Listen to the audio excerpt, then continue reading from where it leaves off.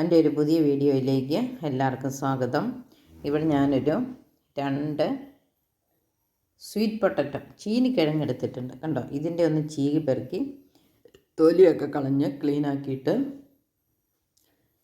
നീളത്തിൽ ചക്കക്കുരു തോരൻ വെക്കുന്ന പോലെ ഒന്ന് തോരൻ വെച്ച് നോക്കാമെന്ന് വിചാരിക്കുന്നത്. നമുക്കത് എങ്ങനെ ഉണ്ടാക്കുന്നതെന്ന് കാണാം. ചീനിക്കിഴങ്ങ് അരിഞ്ഞെടുത്തിട്ടുണ്ട്. പാകത്തിന് വെള്ളം ഒഴിച്ചു. ഇനി ഇച്ചിരി കാന്താരിയും ഉള്ളിയും മുളകും കൂടെ ഇട്ട് നമുക്ക് തേങ്ങയും ചേർത്ത് തോരൻ വെക്കാം. അപ്പോൾ നമ്മൾ അരിഞ്ഞെടുത്ത പച്ചക്കറിയിലേക്ക്, അതായത് ചീനിക്കിഴങ്ങിലേക്ക് തേങ്ങ, ഉള്ളി, മുളക്, കാന്താരി മുളകാണ്, ഇച്ചിരി ഉപ്പ് ഇട്ടു. നമുക്കിതൊന്ന് ഇളക്കിയിട്ട് തീ കത്തിക്കാം.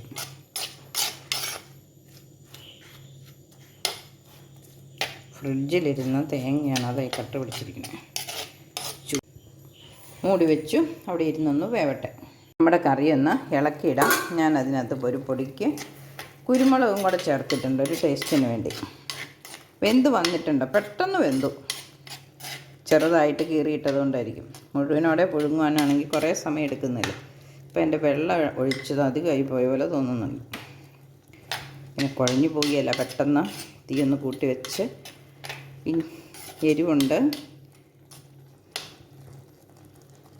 ഒരു സ്വല്പം എണ്ണയും കൂടെ ഒഴിച്ചിട്ട് നിർത്താം. കുറച്ച് വെള്ളം ഉണ്ടെങ്കിലും വെന്ത് കുഴഞ്ഞു പോകാതിരിക്കുന്നതല്ലേ നല്ലത്.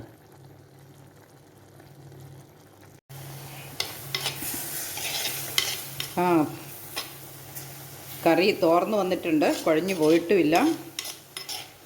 ഇനിയുള്ള വെള്ളം ചട്ടിയുടെ ചൂടും കൊണ്ട് പൊട്ടാനുള്ളതേ ഉള്ളൂ. ഞാനൊന്ന് ടേസ്റ്റ് ചെയ്ത് നോക്കി. പുഴുങ്ങി തിന്നുന്ന മധുരമൊന്നുമില്ല. എരിവും തേങ്ങയും ഉള്ളിയെല്ലാം ചേരുമ്പം നല്ല സൂപ്പർ ടേസ്റ്റാണ്. അതുകൊണ്ട് നല്ല തോരനാണ്. നിങ്ങൾ ചക്കക്കുരുവും ചേമ്പും ഇതുപോലെ കുഞ്ഞിതാക്കി അരിഞ്ഞ് ഉരുളക്കിഴങ്ങൊക്കെ തോരൻ വെക്കുന്നില്ലേ, അതുപോലെ തന്നെ ഇത് വയ്ക്കാം. വാഴയ്ക്കാത്തോരനൊക്കെ പോലെ തന്നെ തോന്നും. അല്ലാതെ ഇത് ചീനിക്കിഴങ്ങ് അലിഞ്ഞു പോകും, കുഴഞ്ഞു പോകും, അല്ലെങ്കിൽ പിന്നെ മധുരമായിരിക്കും എന്നൊന്നും വിചാരിച്ച് ആരും ഉണ്ടാക്കാതിരിക്കരുത്. നല്ല സൂപ്പ്. മധുരമൊന്നും ഒട്ടും മധുരമില്ല. എല്ലാവരും ട്രൈ ചെയ്ത് നോക്കണം. ചീനിക്കിഴങ്ങാണെങ്കിൽ ഈ പ്രമേഹമുള്ളവർക്കൊക്കെ കൂട്ടാവുന്നൊരു കറി പിന്നെ കിഴങ്ങാണ്. അപ്പോൾ കപ്പയും ചക്കയും വാഴയ്ക്കൊക്കെ ഉള്ള പോലെ ദോഷമൊന്നുമില്ല.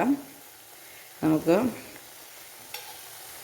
പ്രമേഹമൊക്കെ ഉള്ളവർക്ക് എളുപ്പത്തിൽ വേകുന്നതും രുചിയുള്ളതും ഒക്കെയാണ്. അപ്പം നന്നായിട്ട് തോർന്ന് കിട്ടിയിട്ടുണ്ട്, നല്ല ടേസ്റ്റാണ്. ഇനി നമുക്കൊരല്പം എണ്ണയും കൂടെ ഒഴിക്കാം.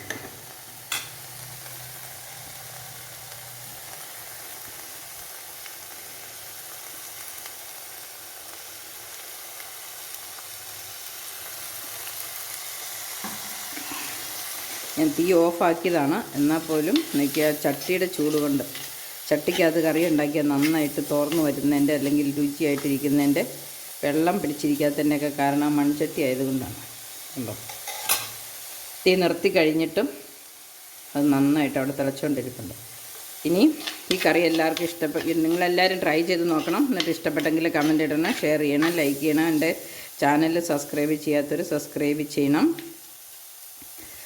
ഇതുപോലെ പുതിയ പുതിയ നാടൻ വെറൈറ്റി കറികളുമായിട്ട് ഇനിയും വരാം. അതുവരെ എല്ലാവർക്കും ബൈ. ചീനിക്കിഴങ്ങ് തോരനും വെണ്ടയ്ക്ക മെഴുക്ക് പുരട്ടി, പയറ് രസവും പയറ് മെഴുക്ക് പുരട്ടി, അപ്പം ചോറുണ്ണാം.